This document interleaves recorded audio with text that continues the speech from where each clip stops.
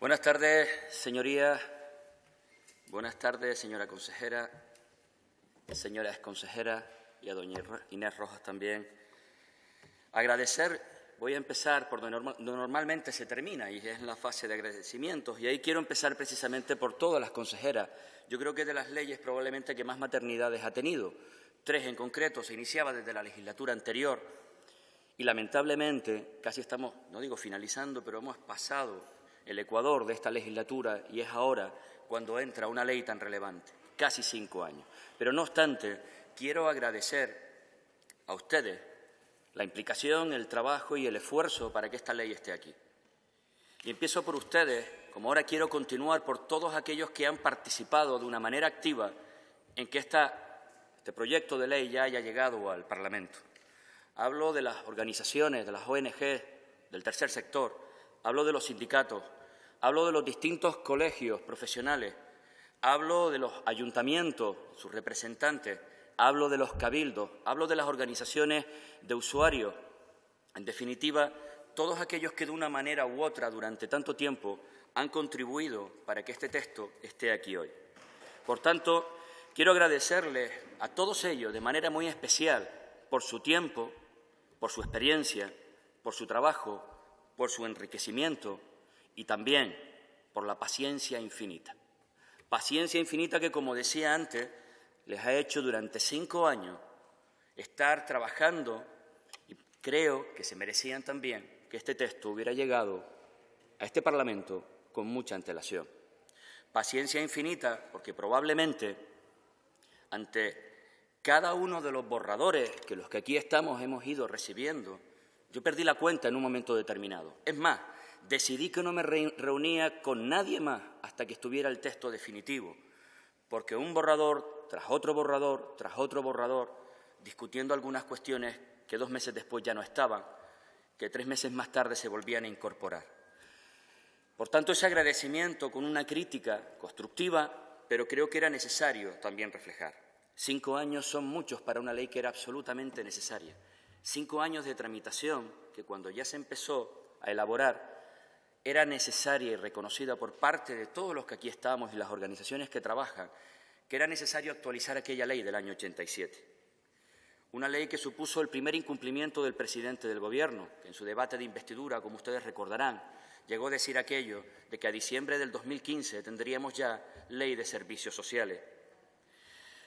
Pero sí quiero también felicitar por el procedimiento participativo, por el proceso participativo de la ley. Este es el ejemplo de cómo las leyes, aunque ha tardado demasiado, deben de tramitarse, frente a otros ejemplos lamentables que en esta misma legislatura hemos sufrido, como por ejemplo con la ley del suelo.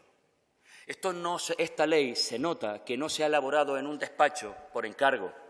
Esta ley se nota que hay discusión, que hay debate y no es perfecta. Y probablemente no contenta a ningún colectivo, no contenta a los ayuntamientos, no contenta a los cabildos, no contenta ni a los colegios profesionales, pero sí que hay recogidas muchas de sus cuestiones. Y por tanto también ahora es verdad que nosotros, una vez que ha llegado el Parlamento, tenemos la obligatoriedad de intentar acelerar todo el proceso que quien tuvo la responsabilidad en cada uno de sus momentos no fue capaz de hacer. En esa etapa, cubierta esa etapa de agradecimiento, quiero entrar ahora también en algo que no suele ser habitual, y quiero empezar por ahí también, y es en reconocerle los aspectos positivos de la ley, porque los tiene y mucho. Y algunos los he reconocido en esa introducción, pero hay un elemento esencial en esta ley que creo que es lo más relevante de todo. Los servicios sociales pasan a ser un derecho subjetivo de las personas. Colocamos los servicios sociales en el mismo nivel que la educación, o que la sanidad, o que las pensiones, o que la dependencia. Esto era una reclamación histórica. Esto es colocar los servicios sociales en el lugar que les corresponde. Y esto quizás lo entendemos ahora, después de estos años de crisis, mucho más que con anterioridad. Hubo un momento en que pensábamos que los servicios sociales estaban dirigidos a aquellos excluidos, a gente desestructurada, a gente que por mandato divino parecía que estaban abonados a estar en los servicios sociales de los ayuntamientos o de los cabildos, y no fue nunca así. Y la demostración palpable de eso ha sido lo que hemos tenido que vivir en estos últimos años, donde es extraño extraña la familia que no ha tenido que pasar en algún momento determinado por los servicios sociales municipales, a causa del desempleo, a causa de la pérdida de su vivienda, en definitiva, por las múltiples casuísticas que hacen que los servicios sociales no son, en ningún caso, ni una limosna, ni algo de lo que nadie tenga que avergonzarse. Esta ley va a permitir, si lo hacemos bien en el periodo también de tramitación, que consigamos que de la misma manera que cuando alguien va al colegio no siente vergüenza, que cuando alguien va a un centro de salud o a un hospital no siente vergüenza, que cuando alguien empieza a cobrar sus pensiones no siente vergüenza, que cuando alguien vaya a los servicios sociales no sienta vergüenza, porque es un derecho que le corresponde y para eso están y por eso se regula en estos términos. Creo que es positivo los numerosos canales de participación que establece la ley, la conferencia sectorial, el Consejo General, los consejos insulares y municipales. Muy positiva la historia social única, intentando unificar y que el usuario de servicios sociales no tenga que estar constantemente rememorando, reviviendo y en algunos casos victimizando una vez tras otra su situación. Por tanto, la historia social única entendemos que es importante, al igual que el Observatorio Canario de los Servicios Sociales. Fundamental los parámetros de calidad que se van a exigir a través de esta ley. No se trata solo de tener servicios sociales, tenemos que tener los mejores servicios sociales para nuestra gente. Y fundamental, y nosotros aplaudimos la cartera de servicios y prestaciones y el catálogo de prestaciones. Y coincidimos con usted en una cuestión. Entendemos que, aunque esté regulado en el marco jurídico, en el marco de la ley, debe de, con posterioridad, reglamentarse, trabajarse, aunque discutiremos los tiempos, lo plantearé ahora, discutiremos los tiempos en que debe de hacerse. Y lo decimos porque, obviamente, como usted decía, afortunadamente, en el ámbito de los servicios sociales, como en todo, se avanza de manera continua. Hay nuevas estrategias de intervención, hay nuevos proyectos, hay nuevos programas, hay nuevos servicios y hay nuevas prestaciones. Un ejemplo claro de ellas es la que este grupo, Nueva Canarias, presentó en la enmienda a la totalidad a los presupuestos recientemente. E incorporábamos, no desglosada como una ley, pero sí dando bastantes detalles, la necesidad de incorporar una renta básica canaria. Y vamos desde Nueva Canarias a trabajar porque esa renta básica canaria sea una realidad y, por tanto, pueda incorporarse en algún momento a esa cartera y ese catálogo de prestaciones que puedan llegar a los ciudadanos. Porque probablemente, afortunadamente, hemos dado un salto cualitativo y la sociedad cada vez es más exigente con lo que nos demanda a los que aquí estamos.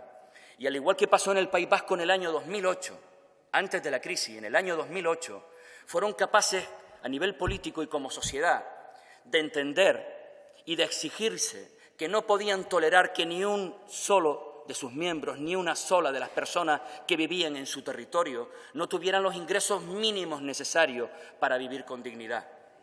Por eso debemos dar ese salto de la visión que tuvimos hace años, acertada y en aquel momento avanzada, de enfocarnos en la inserción, es decir, del que no tenía trabajo que lo tuviera. Hoy creo que como sociedad debemos de exigir que los niveles de ingresos de nuestra gente sean unos mínimos para poder vivir con dignidad, del que no tiene trabajo para que lo consiga, pero del que no va a trabajar nunca más porque es pensionista pueda tener un ingreso, e incluso de aquellos que trabajando tienen unos salarios miserables y esta renta básica pueda incorporarle y darle un ingreso adicional. Pero también tiene aspectos negativos. Excesiva reglamentación, señora consejera. En 5 años de tramitación, y aunque ya he dicho que hay algunos aspectos que sí entendemos que deben de reglamentarse con posterioridad, hay muchos aspectos que podrían, por su sencillez, haberse reglamentado o haber marcado las líneas fundamentales por las que se dan determinados servicios o cómo se articulan determinados elementos, como pueden ser, por ejemplo, el observatorio. Excesiva reglamentación para posteriori. Nosotros, de todas formas, ya decimos y anticipamos que una de las enmiendas que vamos a presentar es que la cartera, estando de acuerdo en que se reglamente con posterioridad, no puede ser a 1 año, porque pasará lo que pasó con la Ley de Educación. Terminará la legislatura y no la tendremos. Será el equipo siguiente, con las consecuencias que ya conocemos también, por lo tanto no estará ni en 1 año, probablemente ni 1 año y medio, ni en 2. Y este es un elemento absolutamente esencial en la ley, por los servicios, por las prestaciones y porque a partir de ahí vendrá con posterioridad la financiación, absolutamente necesaria. Un elemento básico, la financiación. No está clara en esta ley, señora consejera. Hay dos términos que a mí me preocupan cuando se ponen y ahora le explicaré por qué. Minutos más, señor Campos. Cuando habla de financiación, hay dos elementos que ustedes hablan. Por parte de aquellas administraciones que tienen las competencias, financiación suficiente. Mi pregunta es, ¿suficiente como qué? ¿Como la de la dependencia, que también es un derecho subjetivo? ¿O financiación adecuada cuando hace referencia a las transferencias de competencia desde la Administración autonómica a los ayuntamientos y cabildos? ¿Adecuada como qué, señora consejera? ¿Como lo que han tenido que padecer los ayuntamientos por parte del Gobierno de Canarias durante tanto tiempo? Por tanto, ese será otro de los elementos que trabajaremos de manera intensa. Y quiero terminar, hay otros aspectos negativos que obviamente son más técnicos que de otro calado y que abordaremos, pero quiero terminar con un tema esencial. Las leyes son importantes, señora consejera. Venimos reclamando desde el inicio de esta legislatura que esta ley fuera una realidad, pero no son lo más importante. Lo más importante es la voluntad con la que se desarrollan las leyes.